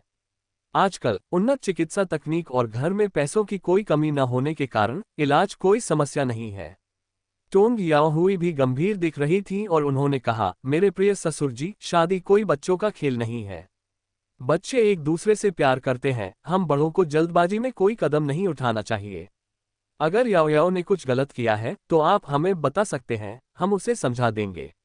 उनसे तलाक की मांग करना सरासर गलत है। हमें भी बच्चे नहीं चाहिए। लिन फेगियन ने कड़े शब्दों में कहा, हम इस बहू का बोझ नहीं उठा सकते। जब से उसने हमारे परिवार में शादी की है, हमारा घर कभी शांत नहीं रहा। मैं कुछ और साल जीना चाहती हूँ और घर पर कुछ सुकून भरे दिन बिताना चाहती हूँ। मेरी प्यारी सास, मैंने पहले कठोर शब्दों का प्रयोग करने से परहेज किया था, लेकिन आप हद पार कर रही हैं। सास कब से इस तरह व्यवहार करने लगी? वेन यून का चेहरा लाल हो गया। उसने कभी ऐसे अविवेकी लोगों को नहीं देखा था। ये बात बिल्कुल सही है, दुष्ट लोग दूरदराज और दुर्गम क्षेत्रों से ही उत्पन्न होते हैं। पहले वह याओ याओ के स्वभाव को लेकर चिंतित थी, क्योंकि उसे लगता था कि वह अपने ससुराल वालों का सम्मान नहीं करेगी। अब उसे इस बात की राहत थी कि याओ याओ जिद्दी थी, वरना कौन जानता है कि उसका क्या हाल हो जाता। मैं एक अच्छी सास नहीं हूं, अपनी बेटी को लेकर जाओ। लिन फेगियन ने आंसू भरी आंखों से कहा, जब से हमारे परिवार जुड़े हैं तब से शांति नहीं है। अगर हम तुम्हें न जानते तो शियाओ चेन के पिता की मृत्यु न होती। उन्होंने कभी सोचा भी नहीं था कि वह इतने साल पुराने मामलों का जिक्र करेगी। टोंग याओहुई का दिमाग गुस्से से उबल रहा था और उसने गंभीरता से पूछा, क्या शियाओ चेन को इसके बारे में पता है? सी शियाओहुई ने बीच में ही अशिष्टता से कहा, बेशक मेरे भाई को पता है। वह लंबे समय से टोंग याओ से तलाक लेना चाहता है। अगर आपके द्वारा हमारे परिवार को दी गई मदद के लिए उसके मन में थोड़ी सी कृतज्ञता न होती तो वह बहुत पहले ही टोंग याओ को छोड़ चुका होता। ये शब्द सुनकर टोंग याओहुई का सिर गुस्से से चकनाचूर हो गया और वह लगभग लड़खड़ाकर गिर पड़ा। वेन यून उसे संभालने के लिए दौड़ी। याओहुई, क्या तुम ठीक हो? ये लोग कौन थे? जैसे जैसे वेन यून बोलती गई वह भावुक होती गई और टोंग याओहुई की छाती पर हल्के हल्के थपथपाने लगी। उसने ज्यादा जोर नहीं लगाया, लेकिन वह लड़खड़ाकर पीछे हट गया और कुर्सी पर बैठ गया। तभी उसने देखा कि टोंग याओहुई का चेहरा काला पड़ रहा था और वह ठीक नहीं लग रहा था। चौंककर उसने तुरंत टोंग याओहुई को सहारा दिया। अपने गुस्से को एक तरफ रखकर उसने चिंता से पूछा, याओहुई, क्या तुम ठीक हो? टोंग याओहुई के हाथ और होंठ स्पष्ट रूप से कांप रहे थे, जिसके कारण वह बोल नहीं पा रहा था। बहुत संघर्ष के बाद आखिरकार वह बोल पाया, मैं ठीक हूं। वेन यून ने अब शिकायत करने की हिम्मत नहीं की। उसने उसे सांस लेने में मदद करने के लिए उसकी छाती थपथपाना शुरू किया। चलो अस्पताल में चेकअप करवाते हैं। उम्मीद है कोई गंभीर स्वास्थ्य समस्या न हो। पिछले कुछ दिनों से टोंग याओहुई को कभी कभी चक्कर आने की शिकायत थी। वेन यून ने उसे अस्पताल जाने के लिए मनाने की कोशिश की, लेकिन उसकी जिद ने उसे रोक दिया। उसने पहले सोचा था कि यह कम रक्त शर्करा के कारण हो सकता है, इसलिए उसने उसके आहार में सुधार करने के बारे में सोचा। अब ऐसा लग रहा था कि यह निम्न रक्त शर्करा का मामला नहीं था। बुढ़ापा अपने साथ कई स्वास्थ्य समस्याएं लेकर आता है, इसलिए छोटी मोटी स्वास्थ्य समस्याओं को नजरअंदाज नहीं करना चाहिए, अन्यथा वे गंभीर समस्याओं में तब्दील हो सकती हैं। मैं ठीक हूं। टोंग याओहुई अब भी काफी गुस्से में था। उसने गहरी सांसें ली और सख्त चेहरे से कहा, जाओ कुछ खा लो। हम बाद में शियाओचेन को देखने जाएंगे। उसके चेहरे का रंग सुधरता देख वेन यून ने राहत की सांस ली और बैठ गई। उसने एक गहरी सांस लेते हुए कहा, मुझे अब भूख नहीं लग रही है। मैं याओयाओ को फोन करके उसे यहाँ आने के लिए कहूंगी। लिन फेगियंग अकेली महिला थी और 3 बच्चों की परवरिश अकेले ही कर रही थी, इसलिए उसने शारीरिक प्रतिक्रिया देने से परहेज किया था। हालांकि इसका मतलब यह नहीं था कि उसे आसानी से धमकाया जा सकता था। याओयाओ उसकी लाडली बेटी थी। वह टोंग याओ को इस तरह प्रताड़ित होते हुए नहीं देख सकती थी। जब टोंग याओ को फोन आया तब वह मिल्क टी की दुकान में व्यस्त थी। ठंड और पिछली रात हुई बर्फबारी के कारण मिल्क टी पीने वालों की संख्या बढ़ गई थी। नए साल की छुट्टियों तक डेंग वेन का काम का शेड्यूल पूरी तरह से भरा हुआ था। सामने वाली दुकान भी खूब चल रही थी। वहां सिर्फ 2 नौकरानियां थीं, दोनों ही आकर्षक युवतियां। पता नहीं था कि क्या यह उनकी सोची समझी रणनीति थी कि लड़कियां शरीर से चिपके हुए कपड़े पहने, जिससे पुरुषों का ध्यान उनकी ओर आकर्षित हो। इस बात से डेंग वेन अक्सर प्रतिद्वंद्वी दुकान पर अपनी आंखें घुमाती थी। क्या उन्हें इस तरह के कपड़े पहनने से इस बर्फीले मौसम में सर्दी लगने का डर नहीं लगता? याओ, क्या तुम्हारे पास यहाँ आने का समय है? फोन पर बातचीत कुछ खास बातों पर चर्चा करने का स्थान नहीं था, और वेन यून ने लिन फेगियन के आने का कोई जिक्र नहीं किया। टोंग याओ को वेन यून की आवाज में कुछ अजीब सा लगा और वह हिचकिचाते हुए बोली, माँ, क्या कुछ हुआ है? वेन यून ने जवाब दिया, नहीं, कुछ नहीं, बस हमने आपको कुछ समय से नहीं देखा है और आपके पिताजी आपको याद कर रहे हैं। ये ठीक नहीं है, कुछ तो हुआ होगा। जब भी उसकी माँ कहती है कि उसके पिता उससे याद कर रहे हैं, तो उसका लहजा ऐसा नहीं होता। वेन यून फोन पर ज्यादा कुछ बताना नहीं चाहती थी, और टोंग याओ ने भी ज्यादा जोर नहीं दिया। आप लोग आज जल्दी घर क्यों नहीं आ जाते, और आहचेन और मैं उसके काम से छुट्टी होने के बाद वापस आ जाएंगे। ठीक है, तो चलिए यही समाप्त करते हैं। अगर दामाद और बेटी दोनों साथ घर लौट आए तो यह वाकई बहुत अच्छा होगा। इससे हमें ये जानने का अच्छा मौका मिलेगा कि आखिर हुआ क्या था, और लिन फेगियन के इरादों के बारे में शियाओचेन से पूछने का भी। फोन रखने के बाद भी टोंग याओ को लगातार यह महसूस होता रहा कि कुछ गड़बड़ है। उसे शक था कि इसका संबंध लिन फेगियन से हो सकता है। लिन फेगियन के अलावा वो परिवार के भीतर से उत्पन्न होने वाले किसी अन्य मुद्दे के बारे में नहीं सोच सकती थी। क्या ऐसा हो सकता है कि लिन फेगियन अपने माता पिता से शिकायत करने गई हो? टीवी ड्रामा में ऐसे दृश्य आम थे जहां सास शिकायत करने के लिए बेटी के माता पिता के पास जाती थी। लेकिन लिन फेगियन के स्वभाव को देखते हुए वह ऐसी हरकत करने वाली व्यक्ति नहीं लगती है ना। उस दोपहर टोंग याओ के मन में बहुत सारी बातें चल रही थीं और वह केवल 4 बजे तक ही अपना ध्यान केंद्रित रख पाए। उसके बाद वह रिहायशी इलाके के लिए निकल गई। उसने सी चेन के काम से छुट्टी होने का इंतजार किया और वे दोनों साथ में अपने माता पिता के घर लौट आए। हालांकि वेन युन और टोंग याओहुई का मूड अच्छा नहीं था, फिर भी दामाद और बेटी के आने की खबर से उन्होंने पहले ही खाना तैयार कर लिया था। उनके आने पर वेन युन ने उन्हें खाने के लिए बुलाया। पहले खाना खा लेते हैं, बाकी बातों पर बाद में चर्चा करेंगे। मौसम की वजह से खाना जल्दी ठंडा हो जाता है। क्योंकि उसने उन्हें खाने पर बुलाया था, इसलिए टोंग याओ और सी चेन ने कुछ नहीं कहा। अपने विचारों में मग्न होने के कारण चारों ने ज्यादा खाना नहीं खाया। खाना खाने के बाद वेन युन और टोंग याओ ने मिलकर बर्तन साफ किए और फिर 2 सेब काटकर बैठक में ले आए। जब चारों बैठ गए तो वेन युन ने सबसे पहले बोलना शुरू किया, शियाओ चेन, क्या तुम्हारी अपनी माँ से लड़ाई हुई थी? सी चेन को शायद समझ ना आए कि क्या जवाब दे। इस डर से टोंग याओ ने झट से कहा, माँ, मैंने आपको पहले इसलिए नहीं बताया क्योंकि मैं नहीं चाहती थी कि आप परेशान हो। मेरी सास क्योटो में थी और उनसे हमारी मुलाकात अच्छी नहीं रही।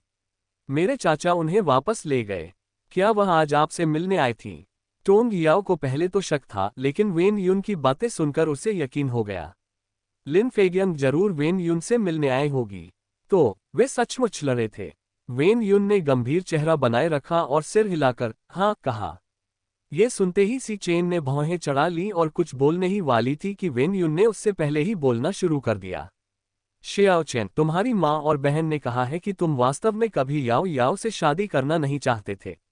तुम्हें ऐसा करने के लिए मजबूर होना पड़ा क्योंकि हमारे परिवार ने तुम्हारे प्रति दया दिखाई थी। क्या ये सच है? उस समय लिन फेगियन और सी शियाओहुई के घमंडी और दबंग रवैये को याद करके वेन युन के सीने में एक घुटन सी महसूस हुई। उसने आगे कहा, शियाओ चेन, तुम्हारे पिता और मैं दोनों तुमसे प्यार करते हैं और मानते हैं कि तुम दोनों की जोड़ी अच्छी है। हमने हमेशा सोचा था कि तुम दोनों के बीच अच्छे भाव हैं और तुम सचमुच याओ याओ को पसंद करते हो। अगर तुम्हारी माँ और बहन के दावे के अनुसार तुम्हें सचमुच याओ याओ से शादी करने के लिए मजबूर किया गया था, तो तुम्हारे पिता और मैं इतने भोले नहीं हैं।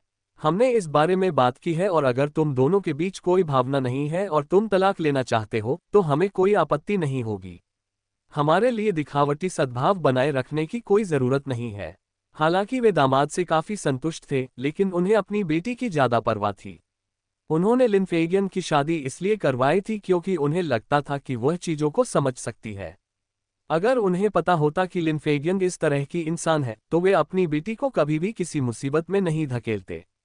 दोपहर में लिन फेगियन की बातों से परेशान होने के बाद वेन युन अपनी बेटी के लिए चिंतित होने लगी। अगर सी चेन सचमुच वैसी ही थी जैसा सी शियाओहुई ने बताया था तो वह अपनी बेटी के तलाक का हर हाल में समर्थन करेगी। उनका परिवार इस तरह के दुर्व्यवहार को बर्दाश्त नहीं करेगा। उसे बिल्कुल भी उम्मीद नहीं थी कि लिन फेगियन और सी शियाओहुई उसके माता पिता के पास जाकर ऐसी बातें कहेंगी। उसने सोचा था कि वे शिकायत करना चाहती हैं। टोंग याओ का चेहरा कुछ ठीक नहीं लग रहा था। उसने अनजाने में सी चेन की तरफ देखा। उसकी आंखों में एक छोटी सी लौ जल रही थी और अगर उसने सहमति में एक भी शब्द बोलने की हिम्मत की तो वह उसे तुरंत तलाक देने के लिए तैयार थी। टोंग याओहुई ने एक शब्द भी नहीं कहा। स्पष्ट था कि वह और लिन फेगियन एक ही बात सोच रहे थे। अगर दोनों बच्चों के मन में सचमुच एक दूसरे के लिए कोई भावना नहीं थी तो एक पिता होने के नाते वह अपनी बेटी को इस रिश्ते को आगे बढ़ाने के लिए मजबूर नहीं करता। इस विवाह का आयोजन करने के पीछे उनका उद्देश्य ये सुनिश्चित करना था कि उनके निधन के बाद उनकी बेटी का जीवन सुखमय हो। उसके साथ कोई भरोसेमंद साथी होना चाहिए। आज के घटनाक्रम के बाद उन्हें एहसास हुआ कि बहू के रूप में उनकी बेटी का जीवन उतना आसान नहीं था जितना सही तौर पर दिखाई देता था। परिवार में सास और नंद की भूमिका महत्वपूर्ण होती है। अगर याओ याओ को हर दिन झगड़ों के बीच जीना पड़ता तो उसके लिए अपने माता पिता के साथ रहना ज्यादा आरामदायक होता। सी चेन ने वेन युन की बातें ध्यान से सुनी। उसकी आंखों में लाचारी के भाव झलक रहे थे। उसने ईमानदारी से कहा, पिताजी, माताजी, उनके आपके यहाँ आने के लिए मैं क्षमा चाहता हूँ। अगली बार जब वे आपके यहाँ आए तो मेरी चिंता करने की जरूरत नहीं है। आप उन्हें अंदर आने से रोक सकते हैं या पुलिस को बुलाकर उन पर उपद्रव करने का आरोप लगा सकते हैं। कुछ पल रुकने के बाद उसने उन तीनों की ओर देखा और फिर बोला, मैंने याओ याओ से कृतज्ञता के कारण शादी नहीं की। कृतज्ञता व्यक्त करने के कई तरीके हैं, शादी के जरिए इसे चुकाना जरूरी नहीं है। याओ याओ से शादी करने का मेरा फैसला इसलिए था क्योंकि मैं हमेशा से उससे प्यार करता था। यह एहसास मुझे बहुत पहले से था, जब मैंने पहली बार याओ याओ को स्कूल में देखा था। उस समय मुझे लगता था कि मैं याओ याओ के लायक नहीं हूँ, इसलिए मैंने उससे शादी करने की उम्मीद भी नहीं की थी। जब तक पिताजी ने याओ याओ से मेरी शादी का प्रस्ताव नहीं रखा, तब तक मुझे पता नहीं था कि याओ याओ के साथ रहने का यही मेरा एकमात्र मौका है। उस समय मुझे इस बात की भी चिंता थी कि मैं उसे एक अच्छा जीवन नहीं दे पाऊंगा, लेकिन मुझे पता था कि अगर मैंने यह मौका गंवा दिया तो याओ याओ और मेरे बीच कोई और संभावना नहीं रहेगी। इसलिए भले ही मुझे पता था कि याओ याओ मुझे नीचा समझेगी, फिर भी मैंने कोशिश करना चाहा। सी चेन को अच्छी तरह समझ आ गया था कि टोंग याओहुई अपना पारिवारिक रजिस्टर क्यों भूल गई थी, जिसके कारण उन्हें विवाह प्रमाण पत्र प्राप्त किए बिना ही शादी करनी पड़ी। लेकिन वह जोखिम उठाने को तैयार था। भले ही अंततः टोंग याओ उसे स्वीकार न कर पाए और शादी एक मजाक बनकर रह जाए, फिर भी वह इसे खुशी खुशी स्वीकार कर लेगा। सी चेन अपनी भावनाओं को व्यक्त करने में माहिर नहीं था। अगर मौजूदा हालात न होते तो वह इन शब्दों को जीवन भर अपने तक ही सीमित रखता। अब जब मामला इस हद तक बढ़ चुका था तो उसे अपने दिल की बात कहने में कोई हिचक नहीं थी। वह वेन युन और टोंग याओहुई को आश्वस्त करना चाहता था कि टोंग याओ के लिए उसकी भावनाएं सच्ची थीं। वेन युन और टोंग याओहुई दोनों ने यह उम्मीद नहीं की थी कि आमतौर पर शांत रहने वाला सी चेन एक ही बार में अपने दिल की इतनी बातें कह देगा। इतना ही नहीं, उन्हें यह भी उम्मीद नहीं थी कि सी चेन को टोंग याओ से बहुत पहले ही प्यार हो गया था।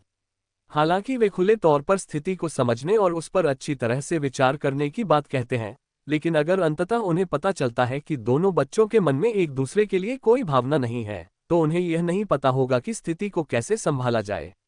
आखिरकार शादी कोई बच्चों का खेल नहीं है।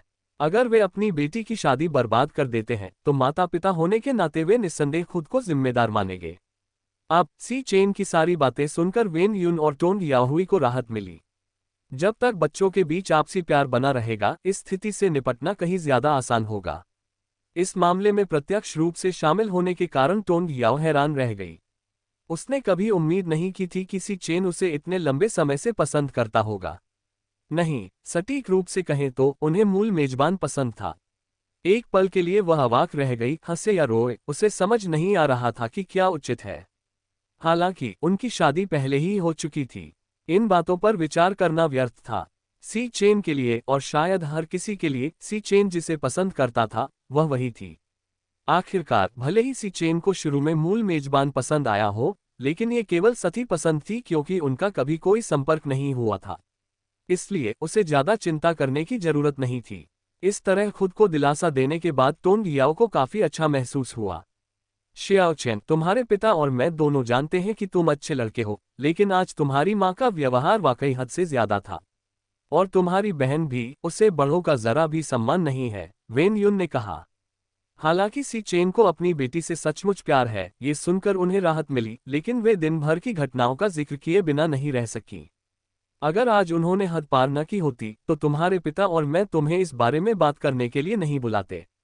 टोंग याओहुई ने सहमति में सिर हिलाया। खैर, मुझे बचाते हुए तुम्हारे पिता घायल हो गए।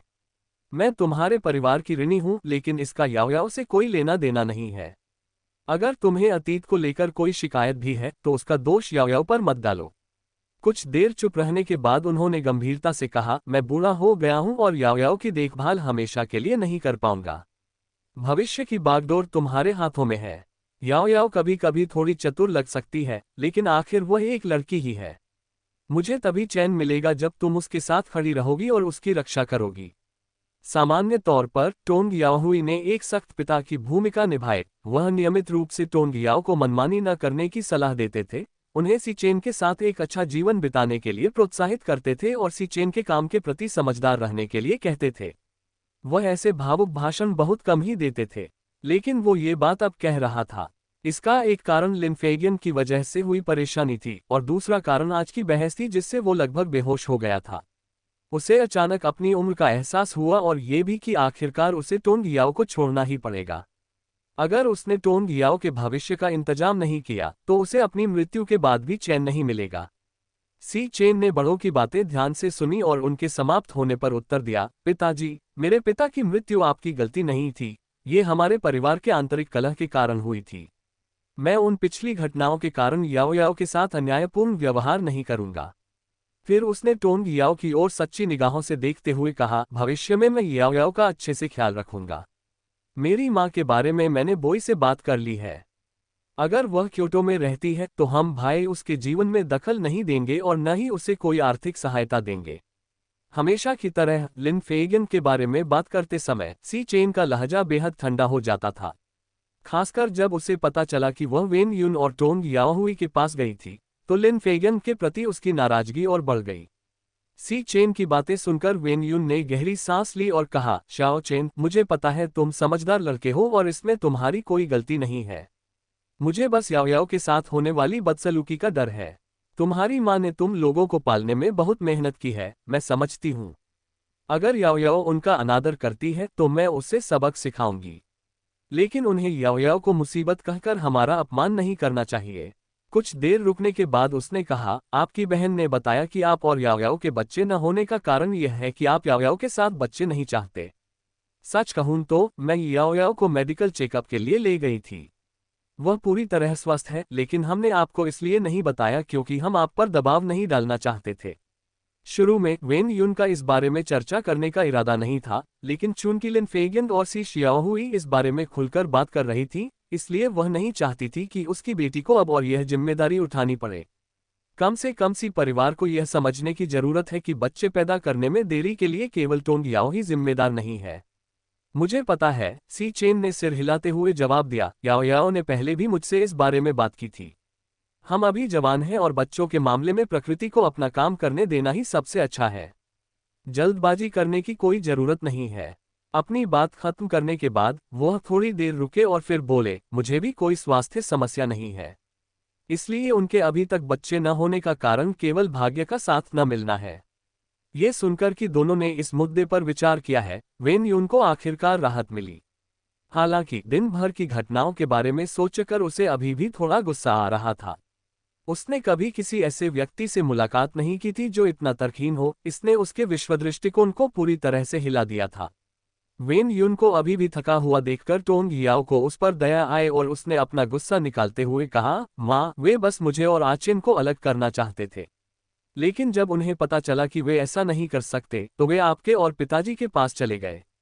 अगर वे फिर से आते हैं तो आपको चिंता करने की जरूरत नहीं है, आप बस दुकान के कर्मचारियों से उन्हें भगा देने के लिए कह सकती हैं। एक बार जब उन्हें पता चल जाएगा कि वे हम पर हाथ नहीं डाल सकते, तो वे आना बंद कर देंगे। लिन फेगियन और सी शियाओहुई की इस नीच हरकत को देखते हुए उनके परिवार के पास लिन फेगियन के प्रति सम्मान बनाए रखने का कोई कारण नहीं था। अगर सी चेन बिना सही गलत की परवाह किए अंधाधुंध उनकी रक्षा करता, तो लिन फेगियन को सी चेन का सामना करना पड़ता। वह ऐसी शख्सियत नहीं थी जिसका आसानी से फायदा उठाया जा सके। अगर वह उस समय वहां होती तो वह सी शियाओहुई की जमकर पिटाई करती। वह अपनी सास लिन फेगियन को छू भी नहीं सकती थी, लेकिन सी शियाओहुई से निपटना उसकी क्षमताओं के भीतर था। अपनी बेटी के भावुक शब्दों को सुनकर वेन यून को थोड़ा बेहतर महसूस हुआ और उसने स्नेहपूर्वक कहा, वह अब भी तुम्हारी सास ही है। टोंग याओ ने सेब खाते हुए तीखे लहजे में जवाब दिया, ये सब बातें मैं इसलिए कह पा रही हूं क्योंकि वो मेरी सास है।